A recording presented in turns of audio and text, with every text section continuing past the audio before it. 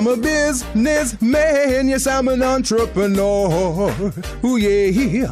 I'm a businessman, yes, I'm an entrepreneur. Ooh, yeah. I'm a businessman, yes, I'm an entrepreneur. I'm a businessman, yes, I'm an entrepreneur. Ooh, yeah. And good afternoon and welcome to the Business Zone with Crystal and Gilbert. It is April 21st and we are here for another fantastic show. Today I have a guest co-host, Mr. James Jacobs, the owner and president of Superior Carpet and Design Center.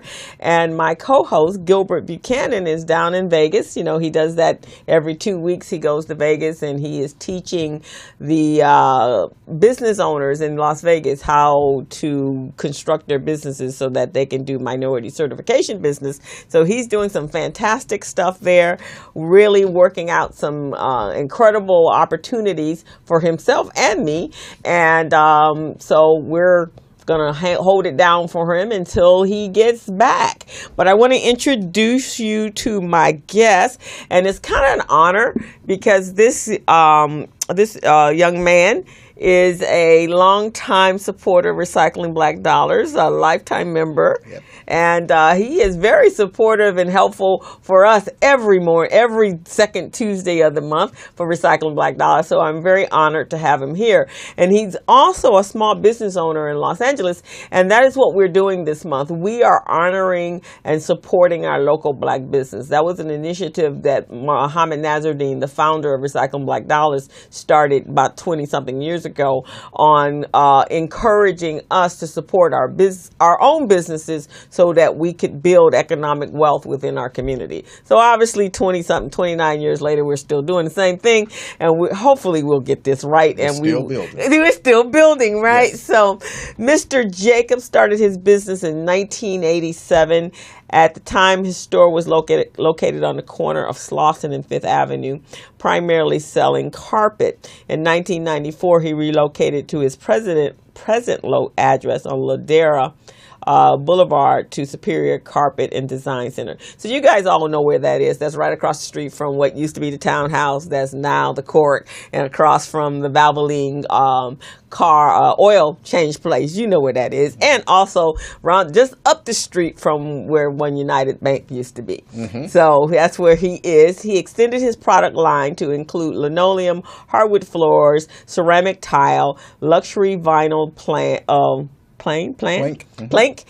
His wife, Pam, is the designer for the business, focusing on window treatments. James also teaches. He's a very spiritual man, and he teaches a Bible study on Wednesday evenings at 7 p.m. And I just found out he also teaches young people how to be entrepreneurs. So you and I are going to talk about that because, you know, I do a business camp every summer. Uh-huh. Did you know that? I think I heard you mention that on Recycling Black Dollars. Yeah, so it's the Nifty Biz Camp. I'm a certified teacher. Okay. We teach 25 kids, this year 26, 25 kids for a 10-day period, 11 days. Mm-hmm.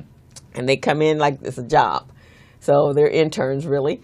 And then they come in the class starts at 9 o'clock, and then they're out by 5. And in the meantime, what they're learning is how to run a business. So at the end of the 11 days, they will have actually created a business plan. Mm-hmm. They will do a business pitch before judges, and then they will compete for the first, second, and third place prize. Ah. It's a really rewarding program. Teach them how to get out in the real world and make it happen. Right. That's and good. These kids are amazing. I mean, last year, the winners, they were on the show earlier in the year when we first launched.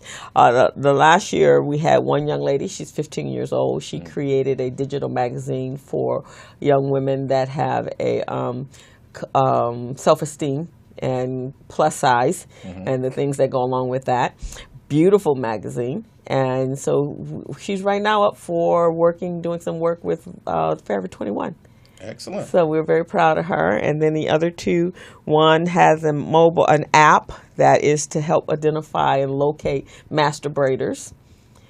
Master Braiders. Braiders. Okay. Yeah. And then the other one did a mobile app to help locate shoe sizes for young women 9 and above.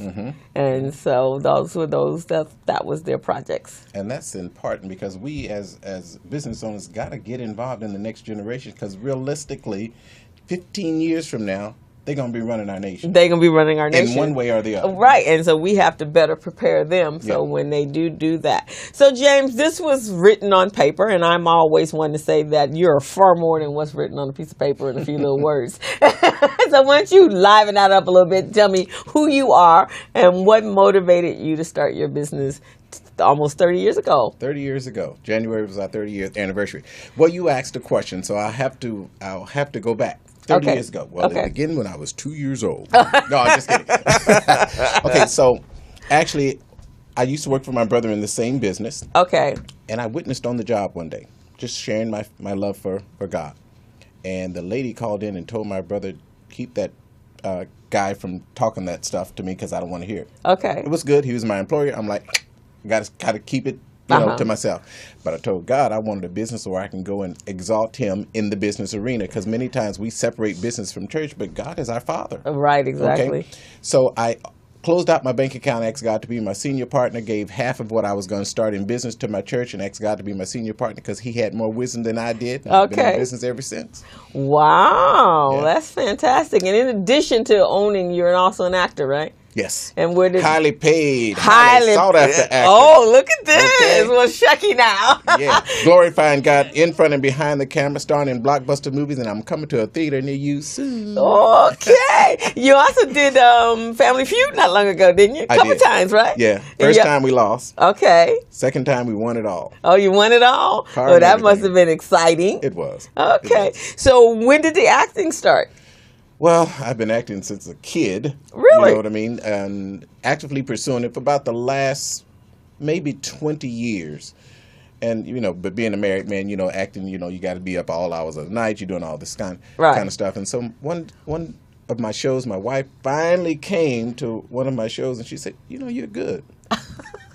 And that she released me to really go after my my career. So I've been actually doing it for about 20 years. Okay. Hadn't done anything that's major. I got a couple of things out that hadn't been released yet. So both movie or play or live or? Well, I do them both. Okay. Have a play coming up, mail delivery in June, but got a couple of movies coming out, and I just started a kids series in Las Vegas.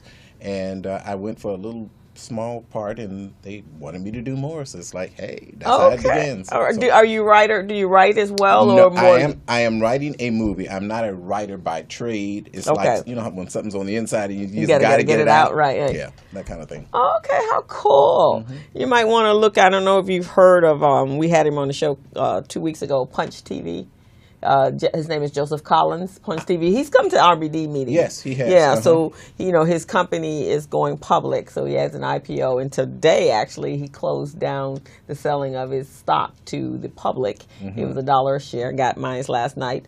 And but he has 5 studios, and he'll be looking for content on. So, you might want to. That sounds good. But you know what? On another hand, you know what? I heard that when he was doing the stocks. And I dragged my feet. And you know what? As community, we got to stop dragging our feet, because I'm gonna do this. But it was like, okay, I'll get it done. Right. And you just. You know what I mean? The door was closed. Opportunity. And it's so funny you said that, because when I met him at RBD a couple of years ago, he came to one of our breakfast mixers, handed out the prospectus, the whole thing. I was there. Were you there? That's right. what I'm saying. Yes. Right. And I put it to the side, could not find it, didn't even think anything else of it. And this is a couple of years ago. I want to say 4 years ago, somewhere around that.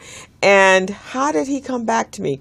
Oh, we have engaged someone to sell airspace on this show for us, and he had gone to a meeting, and Joseph was talking about the shares and the deadline, and so Calvin actually reached out to him because there's a possibility he's interested in doing something on that broadcast in his studios as well from a business standpoint, and so hey, you came back, so I better take a bigger note. Opportunity standing in your face. Okay, do I not see this?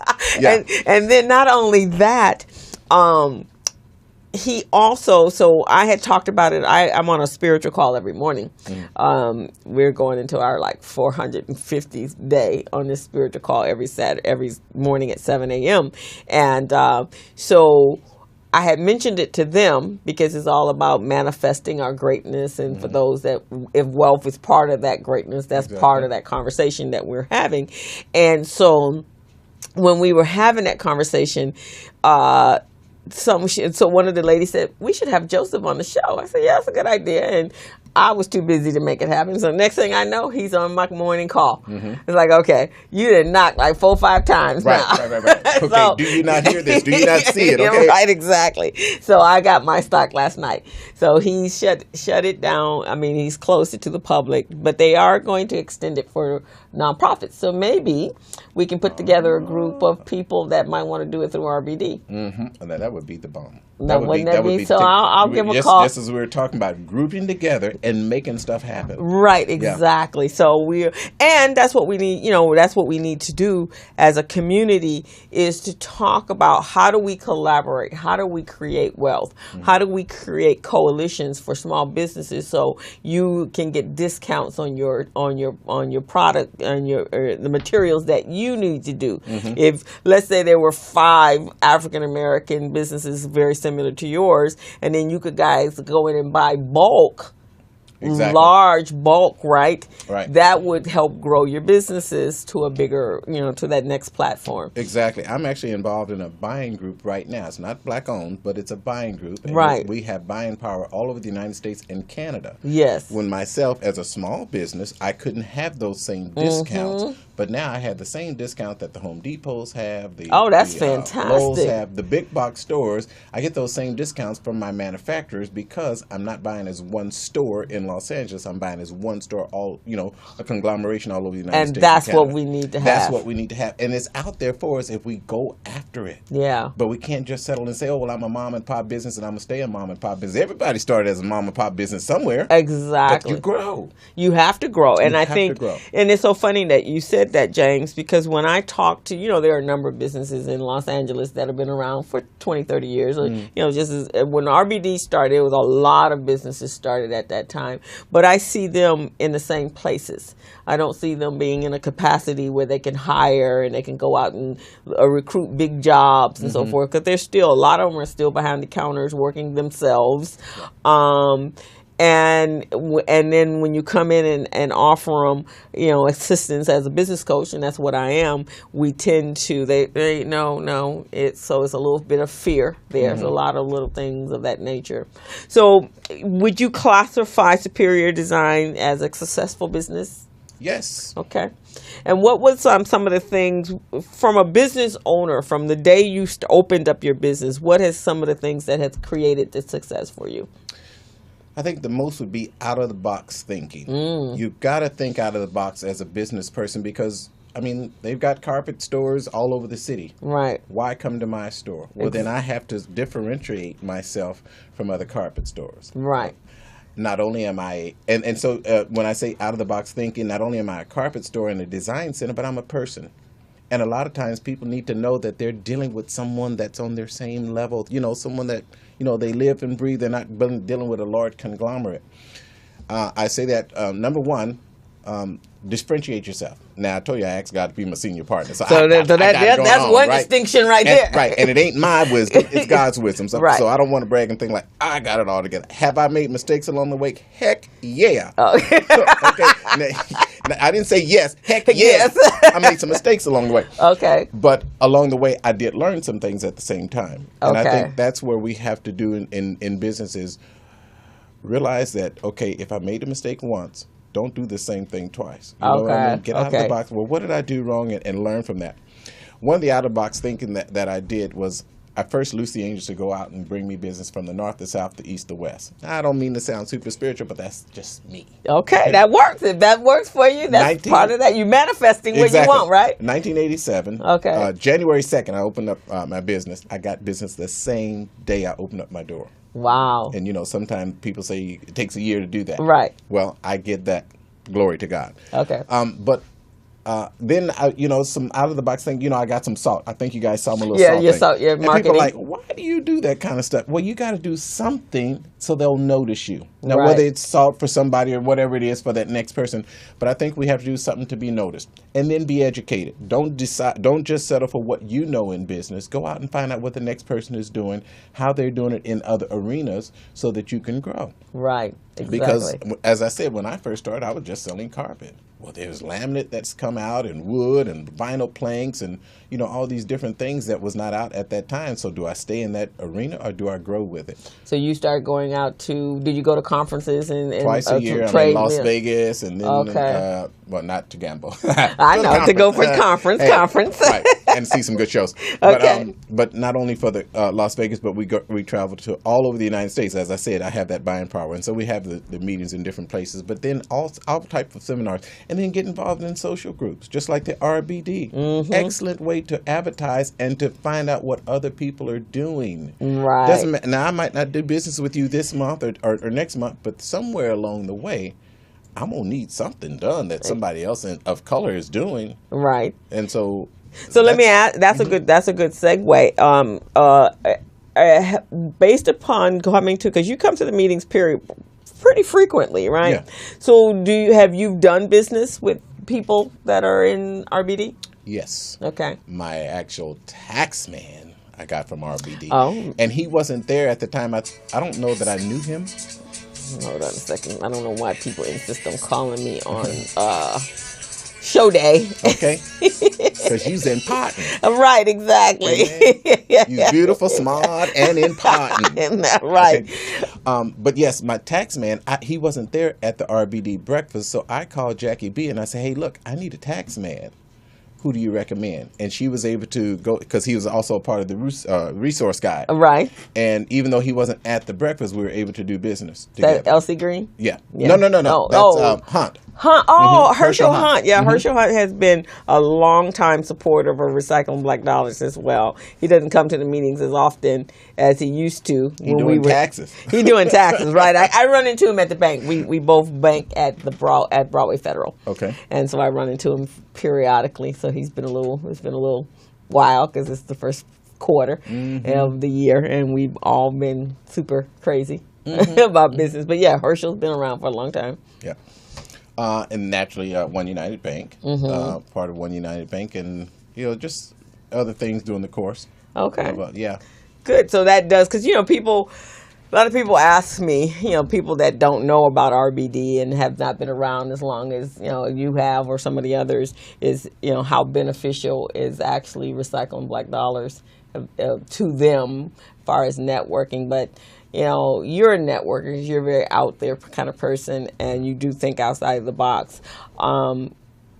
People don't realize how important networking is to growing their businesses. It's important and it's fun. Yeah, it can be. Yeah, you know what? Because when you're networking, okay, it's about business, and that's true. But as I was saying before, not only do they need to know that I'm a businessman, but I'm a person. Right. And that's where networking comes in, because now, just like me and you, we're sitting here in the radio station. Why? Because of the networking. Right. Exactly. I know Crystal as Crystal, not just, as a radio personality, but we got a chance to sit down and camaraderise and, strategize and come up with things. And this was the beginning of bigger things to come, just as a result of networking. Exactly. And I think people, and I'm sure because of your personality, you're very outgoing, people buy from you not because of you're selling anything different than anybody else. They're buying from you because of your personality. And then at first, because they don't even know you, so they don't even know the type of service that you can provide them, right? So they don't get to know that until they actually start doing business with you to determine if there's integrity there, or you're in the same space spiritually that they're in, or you're an honest individual. They don't know that until the very first job that you do for them. Correct. So initially, it's all about the exchange that you have that says, I think I'm going to give James a call.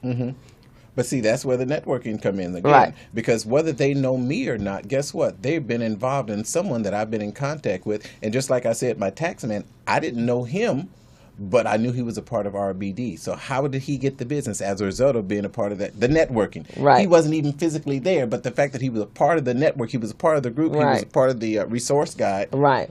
Jackie was able to refer me right to the resource guide. I was able to get him. I mean, I had the guide all the time, but I wanted to know now, who do you recommend? Right, exactly. Again, word of mouth. Word you know what of I mean? mouth. Because I don't know anyone. I don't know their integrity. So that's where the word of mouth come in and the networking come in. Exactly. And she said, well, you know, there were two, but he was right closer to me. I think Green is he's in Long Beach. In Long Beach, right? Uh-huh. And Hunt was a little closer. Right. Let me run because I need to see the tax. We need to become real good friends. So you don't need them to be too far away from you. It takes too Exactly. long to get to it. Exactly. And what James is talking about is the the RBD, Recycling Black Dollars, Black Business Resource Guide. So if you're looking for a resource where you can find black businesses that you can do business with, we have, this book is published every year, and you actually can find it online at our website, rbdmedia.org, and there's a link there that actually has the book in magazine form.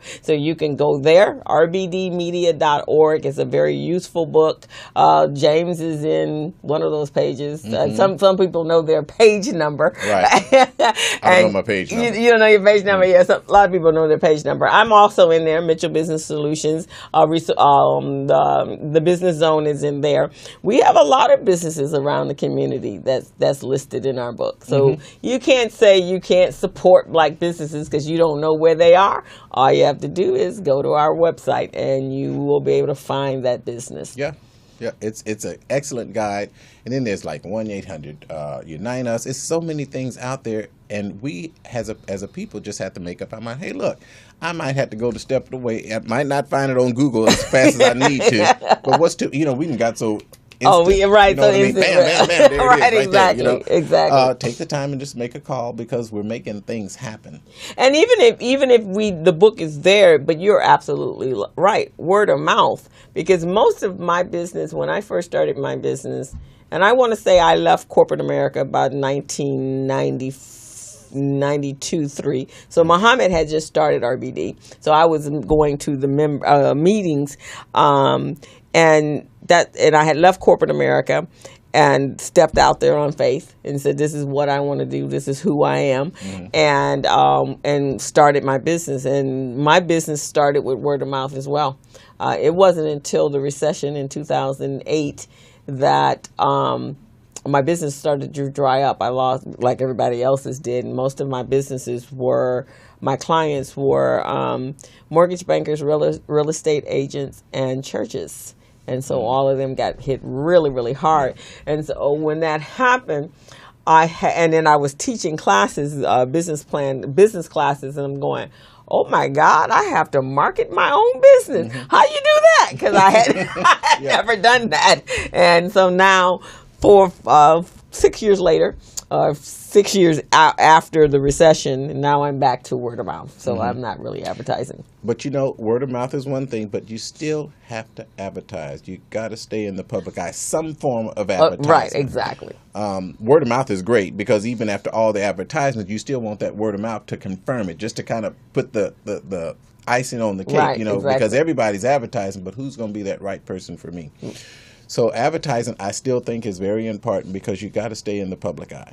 You do, and actually, your box of salt, your container of salt, even though it's distinguish you and make people remember because it's up in their cabinet. So every time they open up the cabinet doors, they're like, "Hey, James, I need to call him. I need some." Right, exactly. But so that's still a piece of that's a marketing. Because every time they open up their cabinet doors, your box of salt is there. And because I did that because how many of you guys ever got a card and it's like, okay, now where is that card? Oh, you can. I got boxes of them. Thank you. Right. And that's something that we got to get better at. But until we get there, you know what I mean. You got to have something else outside of that. Cards are good, but you got to have a little bit more than just the cards to to carry you through. And marketing is very important. That's one of the reasons we started the Business Zone. Because one, as a business coach, it puts me in a position, myself and Gilbert, and everybody actually that comes on the show, you become an expert in what you do, right? Because Yes. I'm here every week talking about different things. And sometimes we don't have, Gilbert and I don't have guests. We actually do training classes online on the show. Okay. And I'm going to have to tune in more often. Huh? right, exactly. So you're getting our wisdom and our coaching every, we're 2 hours, and that's a lot of time. For a lot of businesses, that's about as great as they can get. I have some people that tune in Facebook Live. They're in their shops. They can't get away, and they have their computer on, and they're watching. You can actually watch this show. It streams live at morrismedialive.com, so you can watch the show there. And so while they're in between customers, they're checking it out. Yeah. So last week we did a show on our guest. She is an HR consultant, has been doing it for 30-something plus years as well. So we talked about hiring employees and what to look for and how to develop your budget and how to train them in customer service and delivery in your vision and your mission of your of your business. And so it was an excellent show. It was an excellent show. So it was a training show as well. And that's important when you say to train them in your business, because just because they know what to do don't mean they're fit. Right, for your exactly. business. So, right, exactly. Right. Because they might have worked at so and so's whatever it was, and they hello, what. Right, exactly. And as a business, you got to learn how to answer that phone correctly, because they're the first. They don't see anyone, but they can hear you. And that impression is going to be a lasting impression one way or another. And then you got people actually going into people's homes, right? Oh yeah. So your installers, you have to train them well. So on the conduct, not just installing the carpet or the flooring, on the customer service. Right.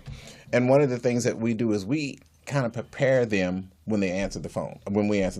Okay. But someone called, "Hi, Superior Carpet and Design Center. How can we serve you with excellence?" Well, that's telling them right way. Look, you're going to have excellent service. We're here to serve you, Superior Carpet and Design Center. So sometimes you have to break it down so they can see what you say. Okay. Because you just an ear on the other phone. So, and in our businesses, sometimes we'll just answer the phone and we don't know if it's a friend or whoever it is, but we got to be ready and prepared for the message to come in. Because you never know. Right. And if we sound professional, guess what? We are professional. You sound professional, you are professional. Exactly.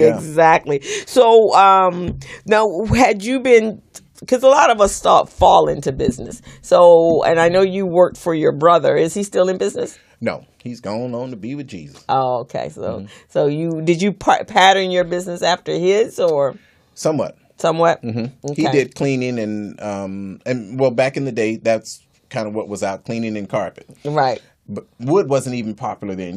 Wood just came out in the last 20 years or something, where it was really popular. Other than that, it was the hardwood floors that your house came with when you had the house. Right. Right. You just kind of polished them up and that was it. Right. So, yeah, we evolved to some other things when we went into the design aspect. Okay, cool. So what would you say is some of your key strategies to getting to where you started to where you are today? Work smart. Okay. I don't want to say work hard, but it's some long hours when you're a business owner. Ain't no sense in me trying to camouflage that thing. Okay, it ain't a 9 to 5. No, and you go home. Right. Okay? No, it is not. So I would say you have to kind of get in there before the employees, strategize what you're going after, and then go forward. Okay. Wholeheartedly. One of the things that has been successful is if your neighbor doesn't know what you have, you can go out of business and they need the very product you have. Right. So, as I said, advertising is very important. Okay. And then how you advertise, you got to strategize. Before you used to kind of just pass out the flyers to any and every, but now you have to be a little more strategic. So do you have a strategic plan that you utilize or that has evolved over the years? Well, I've done some of everything over the years. It's been 30 years, so trust me, I didn't try it all. I've been on the supermarket carts. That was very beneficial because of the fact that they're not a business card and folks got to shop. If they ain't eating out, they're going to the market. So that was good, and it was more in the area that I was in. So that's that Ralph, right? Because That was Ralph the- has been yeah, big. yeah, Yeah, there because it is. that's where I saw. There's a lot of people that still that advertise at the Ralph's on the back of the Yeah, thing. and that's good because that's in their same community. You follow what I'm saying? So a television advertising might not be too good for me if it's going in San Francisco and all these other places. You know, a Right. national. In other words, you got to hone in for what's good for you. Okay. So the shopping carts was great for me. The salt was great for me. It's work, but it's still good. You know, you have when they have a banquet or somewhere. You know, many times we've been to things and you've seen the salt in the banquet. So it's a conversation piece.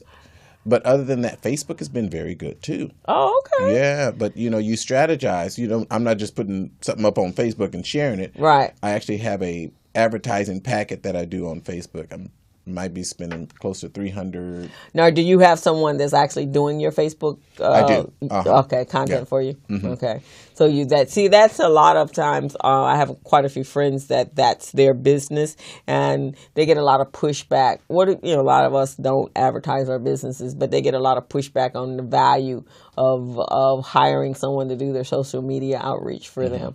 But it's very time consuming. It's a full-time job. It's time consuming, but you get a college student that, you know how right now, if I had to try to do something on my phone, I have to concentrate. You get a teenager, 18-year-old or 22 years old, and they can talk, type, wash dishes, and you know what I mean? Do everything all at the same time. That's the person you need for your social media. Not some 60-year-old that's trying to play like he got it and don't. Trying to figure out where is this button? What am I supposed to write? And then my finger's too big to push something on the phone. No. You got to hire somebody that loves to do social media. I'm not the one. Now, did you guys hear that? He said, don't be trying to do that yourself. Hire somebody to You do can't that. do it all. Yeah, you really, really can't. You have to.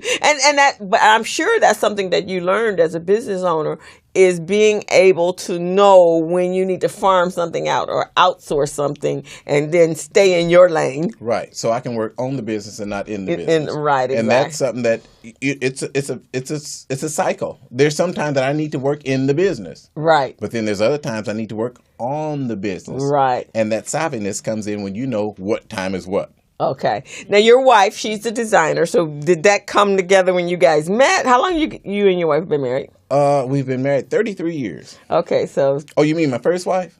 No, the one that's working with you now. Oh, no, that is my first wife. I'm messing with you. What you talking about, boy? The one that's working with you now.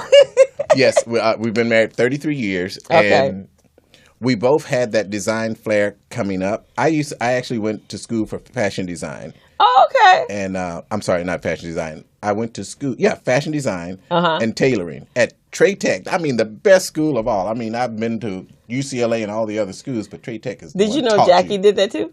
Jackie B? Yeah, Jackie went to the Fashion Institute. I didn't know that. Yeah, she was a design. She was a dress designer, and that's where she started in school. Wow. You didn't know that. We got a lot to talk about. Yeah, you do. Yeah, we got to do some catch up. But I started out as a fashion designer and tailoring. Then I went into the dry cleaning business. Okay. And so and then after that, I sold that for $30,000. I was rich. Okay. And the lady paid me 2 payments. I'm still waiting on the rest of that money now. You were rich. Rich in number, huh? Exactly. But so, in essence, we went into the floor covering business, and my wife, she's great as a designer. But having her come to work was another thing. When we first started in 1987, she come to the business, but I'm a businessman, right? So it's a little difficult when you got your wife in the business. Right. And she in there painting her fingernails and the phone is ringing. I'm like, baby, answer the phone. I can't. My nails is wet. I'm like, oh, hold up. We're going to have to get somebody else. Right. And so I released her to pursue her purpose because at the time it wasn't at Superior Carpet. Oh, okay. She tell everybody I fired her. But You released her. Exactly. But in 1984, she came back and we began to do the design portion of the business, and it's been going great. Fantastic. Yeah, okay. So you guys must have a beautifully designed home. Yes. Okay. Yeah. Did I say that like, oh, I got it like that? No, it's nice. We're comfortable. You're comfortable. Okay. So well, that's good. Sometimes, she had to probably have the children and develop into the fact that, because it's not an easy thing to work with your mate and live with your mate. It's an enjoyable thing. Y'all don't see me. Oh, they do see me. Yeah, that's a special talent of it is. A husband and wife. You have to be gifted in that area. Yeah, because we're gonna go. You would have to be. You would have to be kind of gifted in that area because it overlaps a lot. Does. So we're gonna take a break and then we're gonna bring up our guest, Miss Cynthia Ruffin, and actually, you guys have some things in common. So we're gonna talk about that when we come back. Excellent. Okay. Hello, meet Larry. Larry is a general contractor. Larry is very good at his craft, but Larry has a very tough time managing his paperwork because he is busy taking care of his clients' needs. Larry just cannot find his important business documents when needed. Larry is also being passed over for bid opportunities from prime contractors because he is perceived as not ready. He doesn't know where his business license, certifications, insurance, and other key corporate documents are located most of the time. Lucy owns an auto body and collision repair shop and has been using a business management and procurement assistance program called Small Biz Pro to keep her business organized, business ready, contract ready, and bank loan ready. Small Biz Pro is a 3-in-1 cloud-based business management, procurement, and market research assistance system designed to help businesses become business ready, contract ready, and bank loan ready. It also provides back-office operation solutions for small businesses. Lucy is able to stay ahead of her competitors because she uses Small Biz Pro to manage her business daily. Lucy just clicks on Small Biz Pro from her tablet, mobile phone, laptop, or any internet-accessible device for data retrieval, and she's got it. Lucy introduces Larry to Small Biz Pro, and now Larry is more organized and can now find all of his documents and new bid opportunities in seconds. Larry now saves $120 in labor costs for each missing or misplaced document. Just simply go to your web browser and log into smallbizpro.net and register today for a limited 30-day free trial offer. Services start as low as $1 per day. Let's put the competition out of business. Small Biz Pro. If you stay ready, you don't need to get ready. Register now at smallbizpro.net and begin saving money.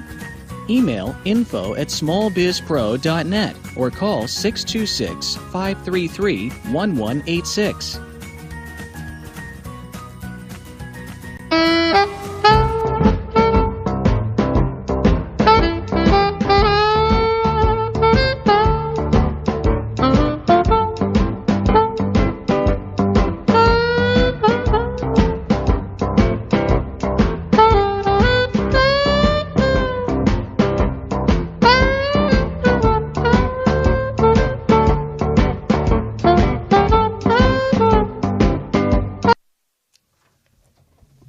Welcome back to the Business Zone. We have been having a great conversation, James and I. He's the owner of Superior Carpet and Design Center right here in Los Angeles. So if you're looking for an amazing business to change the carpets in your house, it's always time for that. What, every 10, 15 years you have to change? 5 years if you got children? Every 10, 15 years. Yeah. Every 10, 15 years. And flooring, and if you're redoing your house, just demand the call. Superior Carpet and Design Center. And how do they reach you? What's the phone number? Superior Carpet and Design Center, 6840 La Tijera Boulevard. Our phone number, 310-216-2900. And he just told you that he does business with excellence. So you want to reach out to Mr. Jacobs and get your new carpet from him. And now we're going to be joined by our next guest, Miss Cynthia C. Ruffin.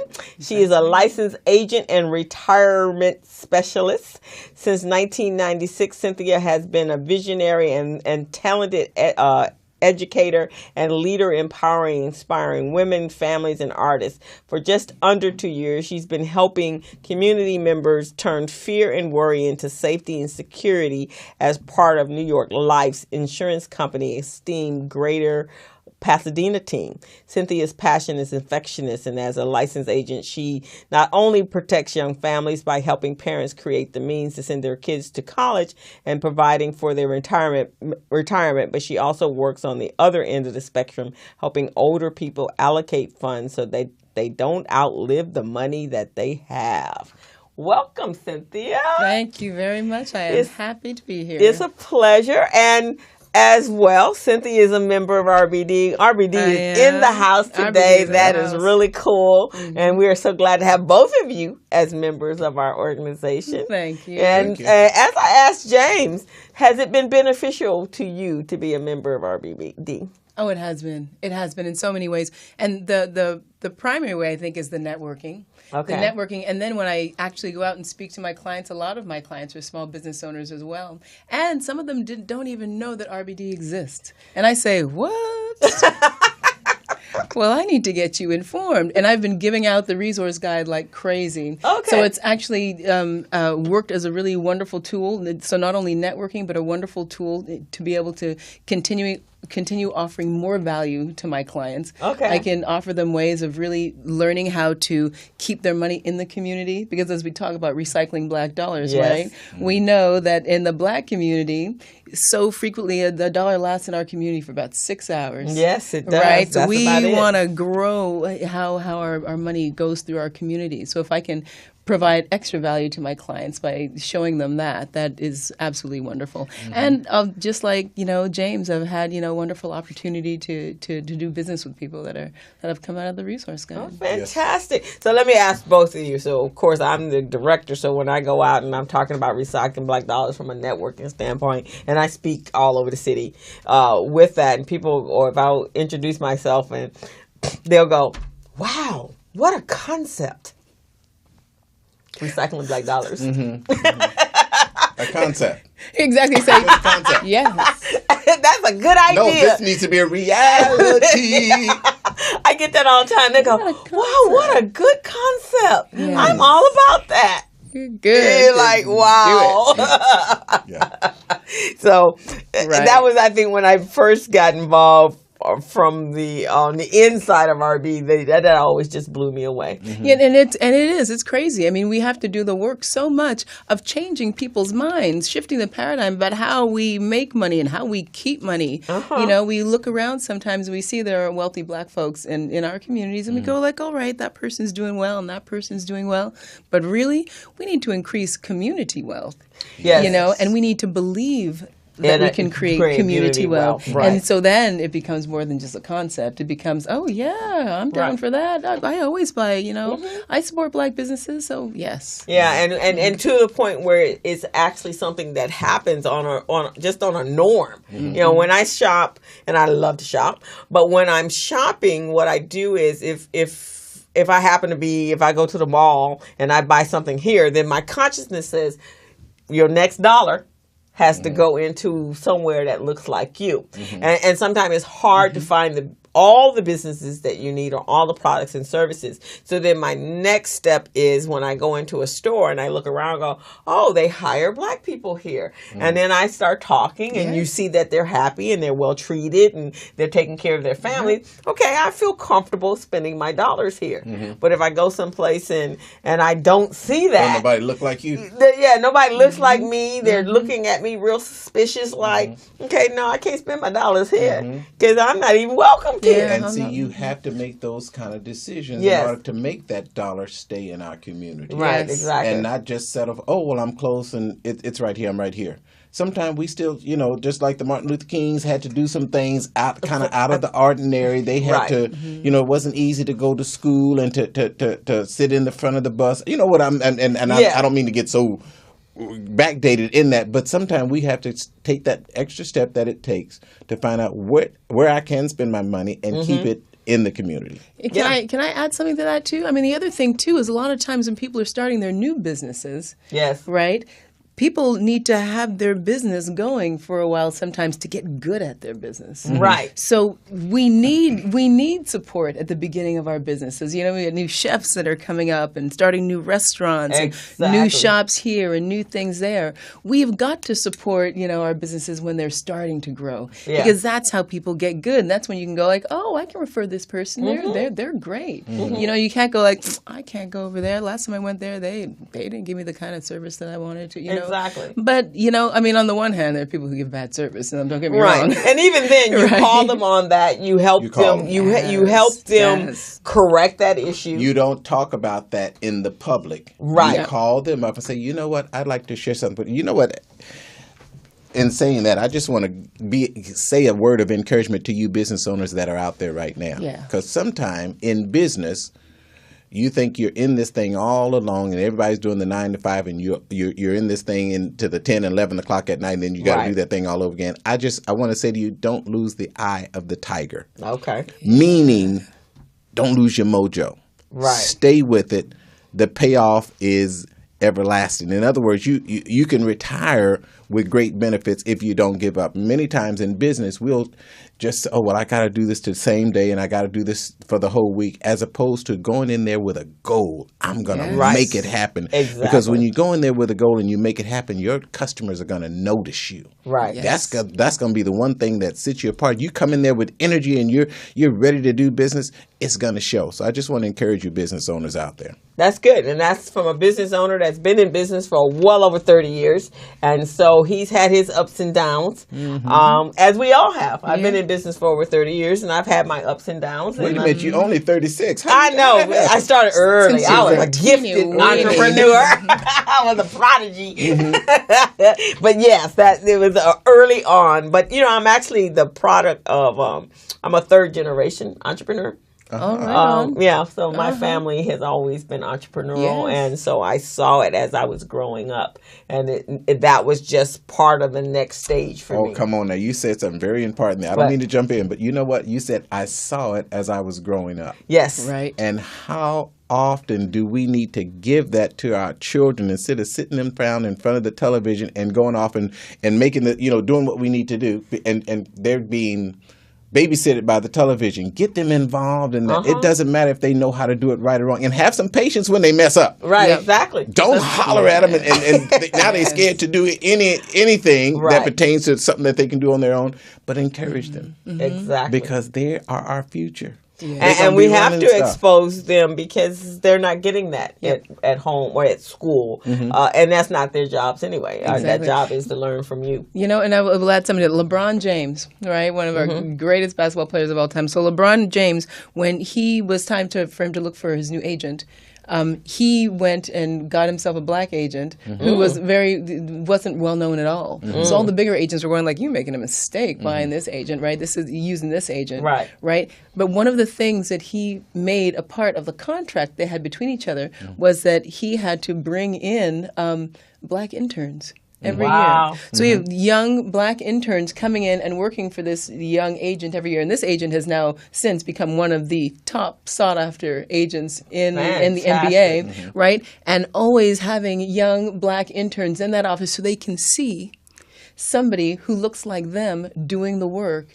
and they can vision themselves into that position. Right. You know, like you're saying, if you don't get to see that, then you don't even know that it's something that can exist for you. That is an option for you. Right, that's an option for you. So that's the whole recycling black dollars, putting your money back into the community and allowing the entire community to grow. It's exactly. Yep. And I think that's great, because we're going to segue into what you do as far as creating wealth and understanding money and understanding protection and security for what you've built. Because that's what you're doing, right? Oh, yes. In this stage of your life. So tell us about that. Oh, yes. And it's funny you saying this stage of my life, which is good. Because you have some other stages, and we'll talk about that as well. No, I've been doing a lot of things. But what has been good is I've always been an educator. Okay. You know, I've educated in different ways, but I've always been an educator, and I've always worked in the field of helping people become empowered to take their power and do what they need to do to grow their lives the way they want to grow their lives. Okay. Right? So I'm working for New York Life Insurance Company, which I think is one of the strongest company, well, the strongest company, the strongest mutual financial company in the United States. Okay. Arguably in the world, it's a Fortune 61 company. It's a mutual company, which means that we've mutuality between our clients and the company. Okay. So dividends are announced. Those dividends go right back to policyholders. But more importantly, it's the whole idea of looking at empowering people, or I can't empower anybody. People got to empower themselves, really. Right, exactly. But allowing people to become empowered. Giving them tools. Yeah, The the tools. tools that we need really to protect ourselves Yep. and protect our families, protect our assets, and be able to give legacy to our families, to Yeah. our children, and to our That's the communities. pass And on that of is wealth. so important. We have to pass on wealth. And a lot of people, when I started in the business, I would be so disappointed because when I would talk to my people and they'd be like, nobody helped me. They're gonna do it themselves, Right. pull themselves up by them. And I was just like, you can't think like that. Wait a minute. And then I had to let go of that judgment. Right, exactly. Right? So I had to let go of that judgment and say, okay, you know what? They just don't know. Yeah. So my job is to educate. Right. And ask questions. Wouldn't it have been different if somebody had helped you? Exactly. What would you have done if the help had been there for you? What could you have created? And this is why it's so important to make sure that there's something that our young people can look forward to and literally vision themselves into the futures that they want for themselves. And it's interesting because when we as a people started out in the South and after post-Civil War and we started our own businesses, a lot of the businesses where our wealth was developed, was created, was in the insurance business. There's there's a book called The Black Titan. He was out of Birmingham. Oh, can't think of his name. But that's how he started his business. He was an entrepreneur, and what he did was, people would go around sell burial plots, right, and then the insurance 25. So first it was just selling the insurance for the burial plot. So then he actually said, you know what, I need a package deal. They need to be, when they buy that, they also need a place to be buried. So then he was a millionaire in the early 30s, Right? based upon that, because they'd get their little pennies together and buy a whole lot for their family, which is what happened in the South, right? And that's how he became a multi-millionaire. And then by the time Martin Luther King came along, he was able to help finance a lot of the civil rights leaders, and Martin Luther King and Abernathy and all of them, and in Birmingham, Alabama, in the South. It's oh gosh, I can't think of his name, but the book is called The Black Titan. Amazing book. You can get it online. Yeah, and just someone else who was around Martin Luther King at that time as well was the treasurer of one of Martin Luther King's treasurer and advisor, Cirillo McSween. Yes. Now, Cirillo McSween was the first black agent hired by New York Life. 1957, couldn't even walk through the front door still, but he became one of New York Life's top agents. Became a member of the $1 Million Round Table, which is a distinction in the insurance field. Okay. Was one of the founding members of the National Association of Black McDonald's Owners. Oh, okay. Was an advisor to President Obama before he passed away in 2008. Okay. And something else that I would love to talk about, and maybe we get to it a little bit later, but there is an agent-led campaign that's going on right now at New York Life. It's one of the reasons that I love being part of the team at New York Life is because the African-American market unit, we've really got this strong commitment to growing wealth in the black community.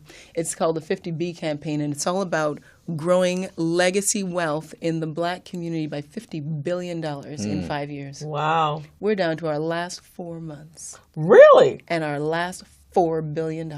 Go Wow. ahead. So in the last just over 4.5 years, we have raised legacy wealth in the black community by $4.5 billion. So then when we hit our goal at the end of the summer, we're going to have an exhibit on Cirillo McSween installed in the Jubilee Museum in Washington, D.C. It's going to be so Fantastic. beautiful. Wow. It's going to be so That's beautiful. so powerful. And so the whole idea is that, there were people that we have so many hidden figures, right? Oh my goodness, so many of our hidden figures that have been in there and doing the work. And Cirillo McSween, he is definitely one of the shoulders on which I stand, you know, passing on his legacy. Wow. Right, so that I can be empowered. You know, just passing on legacy is so important in our community. And it's so interesting that you said that, because there are a number of organizations that are creating millions in wealth through life products and so forth. Do you know Dr. George Fraser? Yes. Okay, yes. so that's one of they have that a campaign going on as well right now. I'm going to the Power Network conference in July. Good. And awesome. I was there last year. The most incredible experience I have ever had going to a conference. Because here you go. We're in Baltimore.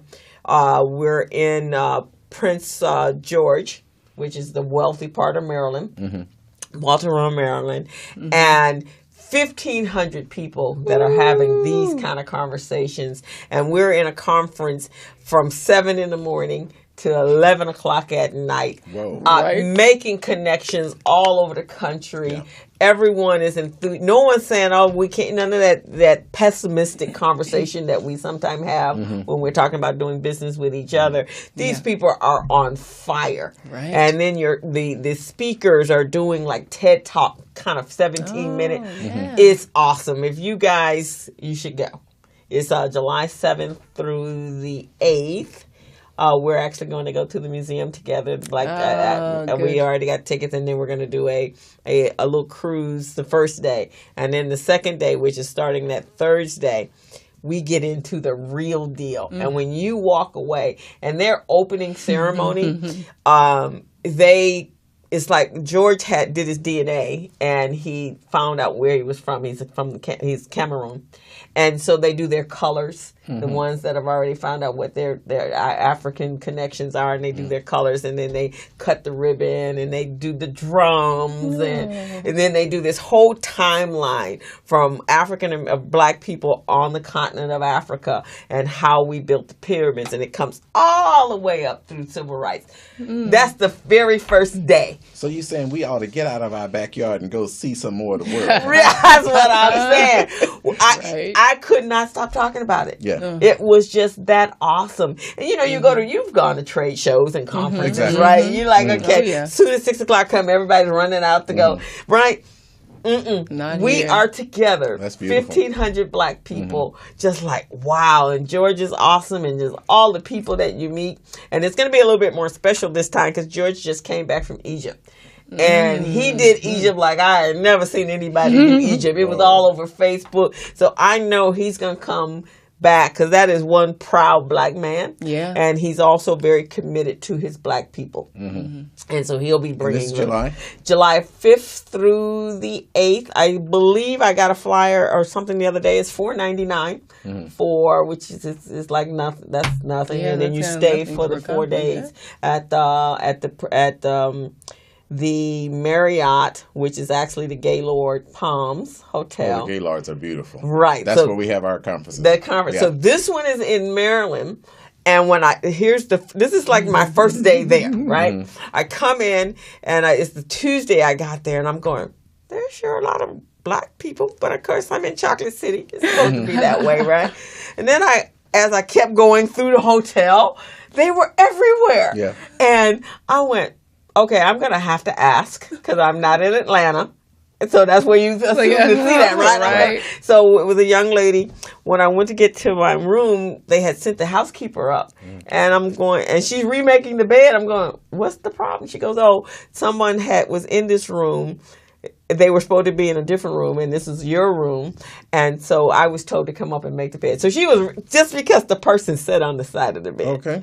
So they redid the whole bed. Good. And I had to ask, I said, okay, I'm just a little curious why there's so many Black people in this hotel. And working in this hotel, she goes, the land was, and I found out later on through the conference that the land was owned by a Black man.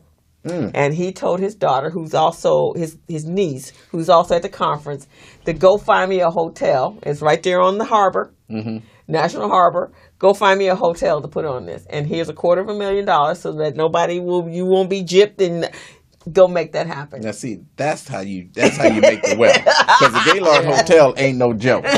Okay? So that's what they did. But that's what we need to do. See, they stepped out of the box. They stepped out the box. Okay? He had an idea, and he didn't want to go with it. He might have been, I don't know what age the man was, but he told his daughter, you go make this thing happen.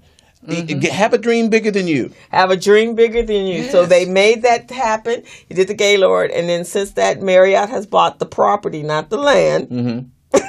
So in other words, they still getting paid. There it is. Don't give it up. Don't give it up. Exactly. Real and estate. so when we went there, and so in that they crafted a part of the codicil to selling that property, that at any given time, whoever owns that property, 55% Come on. of the employees have to be African American. That's Oh, good. He Keep took a putting people step. to work. Yep.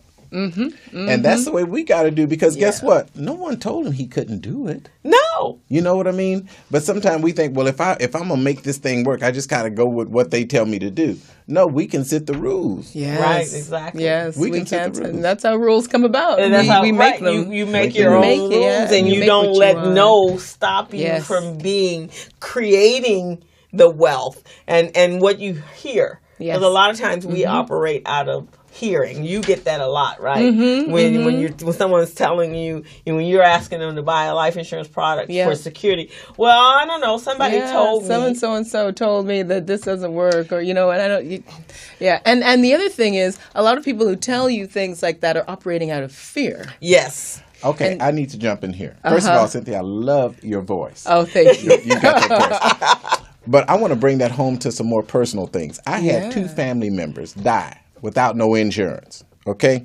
So we're going to make this, I want to get this out in the open. Because I know you're talking about how the other folks did it and how they built wealth on the end of the insurance company. But there's wealth on our end if we take out policies. I had 2 family members pass, and I had to bury them. Okay, it's just the way it was. Yep. Right, exactly. They ain't had no burial. They ain't had no insurance. Okay, so I decided, okay, I'm going to have a family party. We had a party. I invited the nephews, the nieces, the cousins, the aunts, the uncles, and I had an insurance agent there and someone from the cemetery there. And we had no, because I wasn't giving up no more money. Yes. James, that was phenomenal. But we have to do that. Yes, because, we do. You know what? The reason why I didn't want to be so selfish, but that was a selfish moment. But it was golden. It was a good moment. It was real. It was golden. Yeah. It was real. And I was at a conference in Atlanta just a little while ago, and one of the agents was saying, those people who, because it's common, people say, I don't want to leave them nothing. No, they do it themselves. And he said, leave them nothing. Well, actually, you're not leaving them nothing. You're leaving them your debt. Yep. Thank you. You're leaving them. You're Right. leaving them all this stuff, and we do have to take responsibility and deal with these things. We really do. The most undignified thing is to have to put a GoFundMe campaign, to bury your loved one, or to stand on the side of the street with a. And we see it. And we do. And God bless them. do. It is what it is. But that don't mean we have to continue that. Yeah, Right. we don't have And to you continue it. you said some things that was important because of just like other people that have built their wealth. They're so easy to build wealth with life insurance policy. I'm not a life really insurance is. agent, y'all. I sell carpet. Okay, just for the I record. sell Okay? life insurance. But what I'm saying is, we can leave wealth so easily Yes. because our forefathers. We might be working a 9 to 5. It does not mean you can't have a life insurance policy for $50 a month or $40 or pennies on the for dollar. pennies. And Yes. if something should happen, because we all leaving here. Right. Ain't none of us staying. I don't know where we get this mindset. I don't need it because I'm gonna live forever. Right. That not in when this I'm state. gone, I'm gone. So Right. what does it matter? It's like, But the whole thing is, if I can leave something for my children, for my grandchildren, the Bible says a good man leaves an inheritance to his children's children. Right. Yes. And if I can put away $10 a month or $20 a month, and then leave $200,000 when I die, Yes. that's Yes. golden. It Because is. now, if someone got a dream, then I can finance that dream from the grave. Exactly. From the grave, from and the grave. people who we wouldn't have even known your name, Right. know that Uncle James left me this. This is my Uncle James put this together for me. So how's that for living forever? You want to live forever? Right, 'cause put together some legacy for your children. Realistically, I ain't gonna build up no $500,000 working a 9 to 5. No. I ain't going to save up quite that much money, okay? But if I had left that in an insurance policy and my grandchildren were able to divide that, That's such a good step up into we'd be in a pretty good situation. Yes, Right. we certainly You know? would. Or And- even you use those dollars to, as we were talking, you teach children how to become entrepreneurs. Just think if we created those pots of monies for our children, cultivate them into entrepreneurs, and then we can finance their businesses Yes. for them to get them started, Right. which is what happens in other other words, cultures, right? Yeah, that $100,000, I'm gonna seed this into someone, that's got a business plan. Yeah. Right. Yes. Those Yes. things are, And that's how we create that legacy, helping our children, because a lot of our kids go to college nowadays Yeah. and come out with degrees. You didn't spend $250,000 for them to go to school, and they don't have jobs on the other side of it because it's just nothing there for them, right? Or they come out, they got a grand idea, but they can't finance it because they're paying them loans off. Right, Yeah. exactly. Yeah, Exactly. So by the time they get ready to finance this idea that they didn't went to from 4 years to college of, someone else then came up with it. And, Because they had the was money able to do it. finance it. Yeah. Exactly. Exactly. The other thing is I hear a lot of people saying, "Well, I don't have any kids. Well, I don't need You got to leave nephews, money." you got Yeah. nieces, you got neighbors. Come on, you ain't in this world by yourself. And we have our community organizations. Yes. A lot of people, want tithe to their church every week. They can give to their church. They can give to other organizations that they are fond of that mean a lot to their own hearts. So, and that is building community wealth. Right. Let that money go back. And you don't have to, if you don't have any kids that you want to leave money to, or nieces or nephews, then create something even bigger. Let there be something else that you can put that money toward. And that is a lovely gift to our organizations. And if they purchase like a variable life where they actually have building up cash flow in their policies, right? You can then utilize that money and be able to invest in the stock market in certain very secure with a diverse portfolio. Absolutely. And that's where we're talking big wealth. Yeah, When where you can you're- actually grow some, right, grow some exactly. money. Yeah.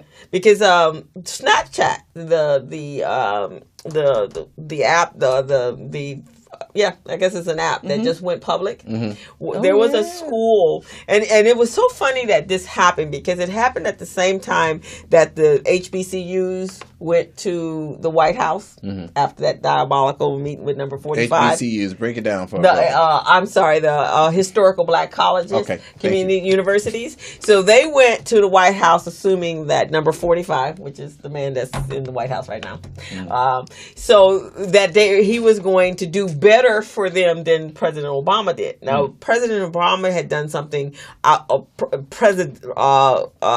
He did a $3 billion grant to the historical black colleges, right? So they went there thinking that number 45 was going to do, Trump was going to do something even better than that. That is not what happened. It became a photo op. Well, the next day, here in Los Angeles, a parent of some kids that were absolutely gaga over Snapchat. He was on the board of his kid's private school.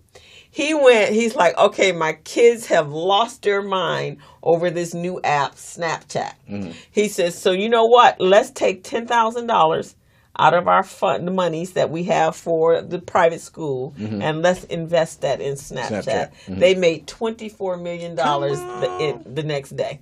Yep. What you say? Because it went public. Yeah, that was So huge. what you're saying is, take risk. There you go. Take risk. Take calculated risk. Yeah. And realize, and this is part of what I do now, and realize that the younger you are, the more risk you have, you've got the ability to take. to return. Yeah, because one of the things is the stock market, this is what the stock market does. It goes up and down. Right. So many people, their businesses, they weren't able to survive, for instance, 2008, 2009. Right? The market crashed. But people who could have afforded and didn't pull their everything out, the market corrected by 2010. Right. It did. So that's what happens. So one of the things is invest, kind of the formula is if you're 40 years old, right, you take it on 100 years. So if you're 40 years old, you invest 40 conservatively, you invest 60, you can be risky with it. Right, exactly. 50, you're investing 50-50. The thing is, when we get closer to retirement, if we want to retire next year, and the market drops, we might not have time to wait out the recovery. Right, exactly. Right? So as we get older, we take more calculated, more conservative risk, you know? So yes, take risk. That's the only way that we can grow is by taking risk, but actually know what you're doing. And that's where it comes in the value of working with a financial advisor. Okay, and so when you were saying, and I read in your bio here, you know, you don't outlive the money, because there are a lot of individuals that retired, and then the recession just wiped them out. It wipes them out. It wipes them out. And then we see all our older folks going back to work. Working, yeah, but working at like greeters at Walmart. Right, exactly. Now, when you say outlive your money, are you talking about reverse mortgages? No, not really, not at all. I'm Great. talking about you put together what you think you're going to need for retirement, and then when you retire, you've got no more income coming in, so you want to start drawing off of what your nest egg, right? But if you don't put it aside in the right way, put it aside in a way that you'll have some kind of growth, right? What happens is you retire at 65, because that's kind of the general age when people talk about retiring. By the time you hit 75, you've run out of money, but you're only 75 years old. You're kind of energetic. You need some money still. Yeah. Is that why Grandpa comes stay with all them with the grandchildren, and Grandma be staying over more than the weekend? She end up Right, I'm gonna come for the weekend. She be there 3 weeks.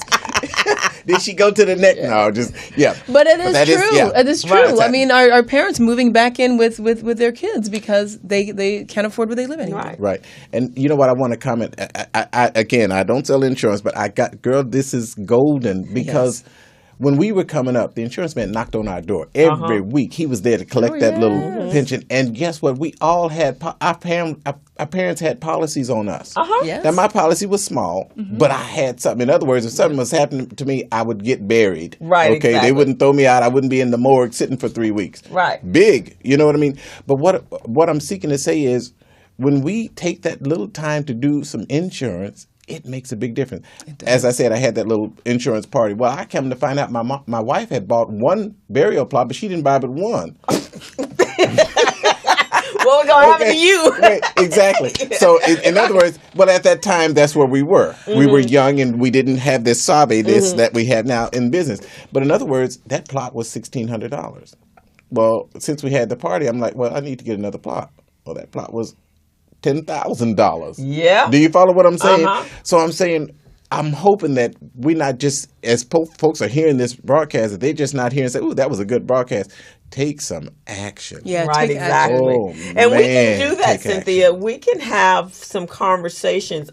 In fact, my brother-in-law's sister, her husband, they just became pastors of senior pastors of a church. And one of the uniqueness of their church is that they had always a very young congregation.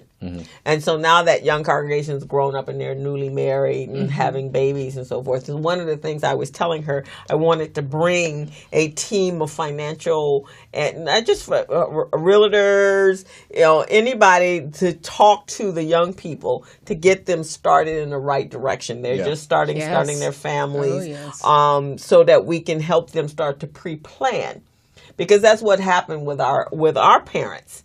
They were pre-planned. Yes. They certainly were. And the younger that we start planning this, the less expensive it is. Yes. And the more you gain. And the more time horizon you have, the more time you have for your investment to grow. Right, exactly. I'm talking to people who are 50 years old and going like, okay, I ain't started any saving yet. I'm not too. It's like, okay, you got a little bit less time. We can put something together. Right, and you got less time to let it grow. You might have to think about working a little bit longer. Right, exactly. Which is possible if you're taking care of yourself and living along. I don't even know if you want to. You hear people retiring at 65, and then the next year, have nothing to do. They died. I mean, we just had a note. I played tennis, and we were just in shock last week, because one of the guys that plays tennis with us, he come out, and I'm just learning, so he's come out and hit with me a couple times. So last Friday night, we all get the email saying he's gone. Like, what? The man just retired about a year ago. And all he wanted to do now that he was retired was to play tennis, because that was his love. And we don't know why. He didn't have any illnesses that we were aware of, but obviously he didn't wake up. Yeah. And so his partners were texting him going, man, we meet on Thursday. Are we going to the park? Oh. And so he's gone. So there is nothing Yeah. promised. We No. all know that, right? And Yes. and why you have to think out of the box. Why you got to live life like now, Exactly. Yes. not worry about 5 years from now, Right. 10 years from now. Live out of the box, do all you're going to do, but have stuff in order. But have stuff in order, Yeah. so we're not having car funds. There was an attorney that came to Recycling Black Dollars last month. I went to his office last week, and I Cedric Watkins? Cedric Watkins. Thank you, Cedric because I couldn't remember his name. That's good. But I went to discuss living trust, Okay. because all of those are important. Because just as you said, this man was gone. He was Yeah. a tennis player. So if he was playing tennis, he was in shape some kind of way. Right. Okay, but he left. So insurance policies, living trust, burial plots, those things are so important, because we know of so many wealthy folk wealthy Prince. Right.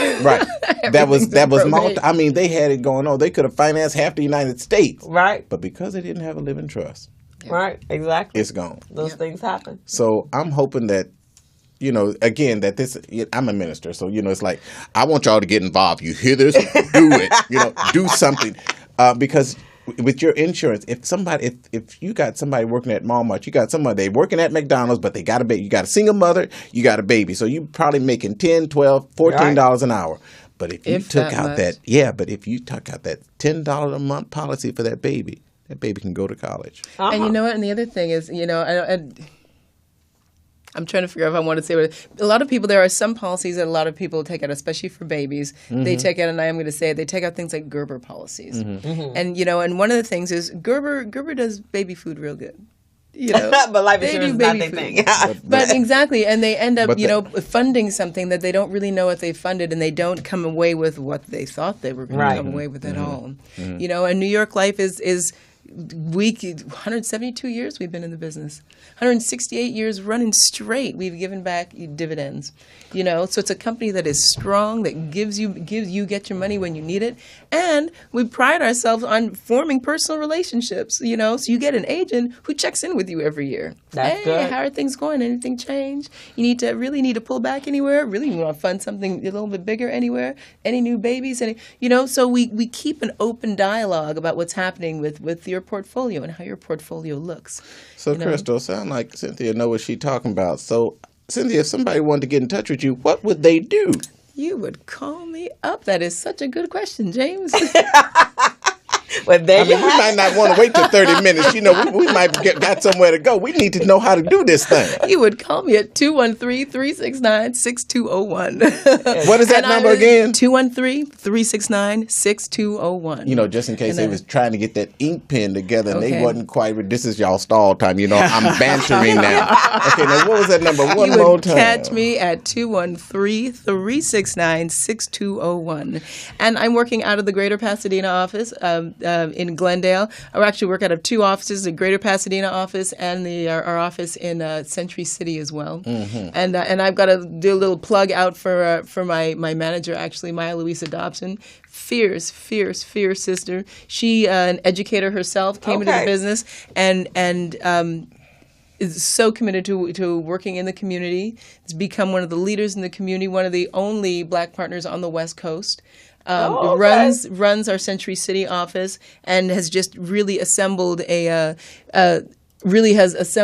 great group of strong agents that are committed to serving the community. That's so fantastic. Yeah, so I really wanted to shout her out.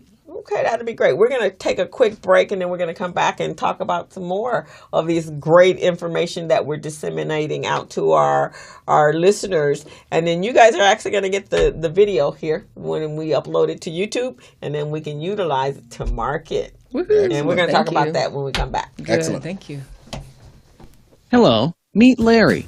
Larry is a general contractor. Larry is very good at his craft, but Larry has a very tough time managing his paperwork because he is busy taking care of his clients' needs. Larry just cannot find his important business documents when needed. Larry is also being passed over for bid opportunities from prime contractors because he is perceived as not ready. He doesn't know where his business license, certifications, insurance, and other key corporate documents are located most of the time.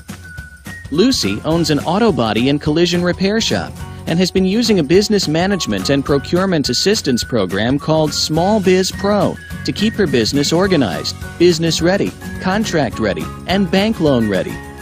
Small Biz Pro is a 3-in-1 cloud-based business management, procurement, and market research assistance system designed to help businesses become business ready, contract ready, and bank loan ready. It also provides back-office operation solutions for small businesses. Lucy is able to stay ahead of her competitors because she uses Small Biz Pro to manage her business daily. Lucy just clicks on Small Biz Pro from her tablet, mobile phone, laptop, or any internet-accessible device for data retrieval, and she's got it. Lucy introduces Larry to Small Biz Pro, and now Larry is more organized and can now find all of his documents and new bid opportunities in seconds. Larry now saves $120 in labor costs for each missing or misplaced document. Just simply go to your web browser and log into smallbizpro.net and register today for a limited 30-day free trial offer. Services start as low as $1 per day. Let's put the competition out of business. Small Biz Pro. If you stay ready, you don't need to get ready. Register now at smallbizpro.net and begin saving money. Email info@smallbizpro.net or call 626-533-1186.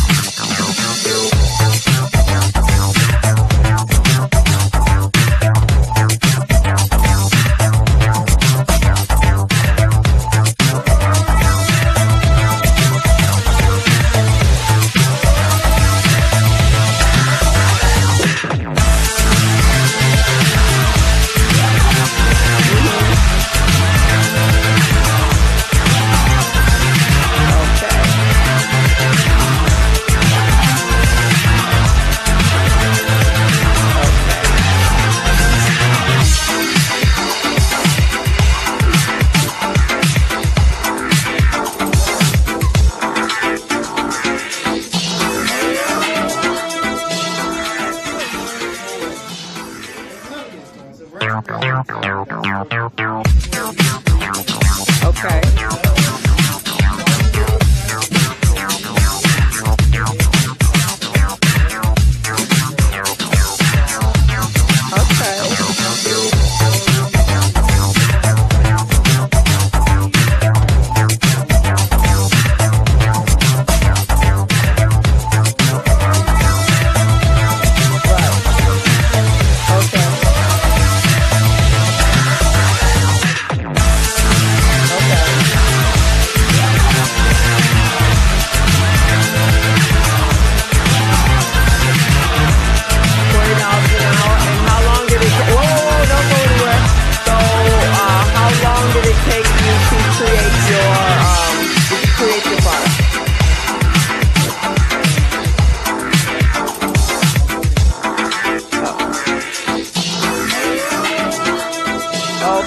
So what is your contribution margin is actually your profit. So it costs you how much to make it? Okay, and you're selling it for $60. So your profit margin is?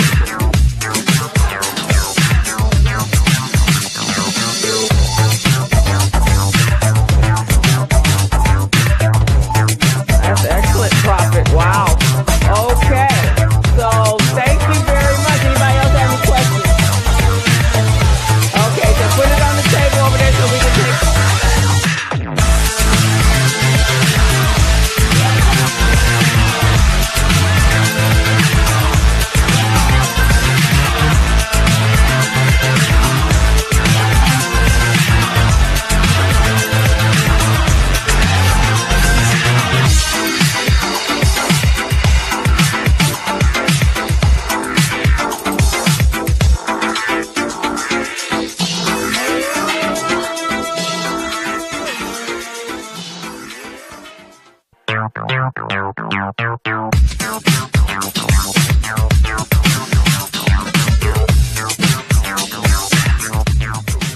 Howdy. And welcome back. We're glad to have you at the Business Zone with Crystal and Gilbert. Gilbert is not here today, so I have a guest co-host, Mr. James Jacobs. He's a local business owner in Los Angeles, Superior Carpet and Design Center.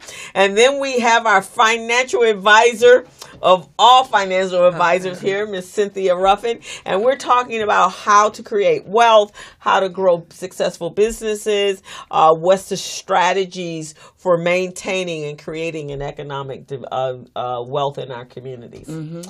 And so this month, if you guys have been tuning in for the last 3 weeks, is Support Your Local Black Business Month. It was a initiative that was started by Muhammad Nazardine some 20-some years ago. And so this month, we put all our focuses into creating and making sure we're supporting our businesses. So I always like to ask when I'm at RBD, what Black business have you supported this week?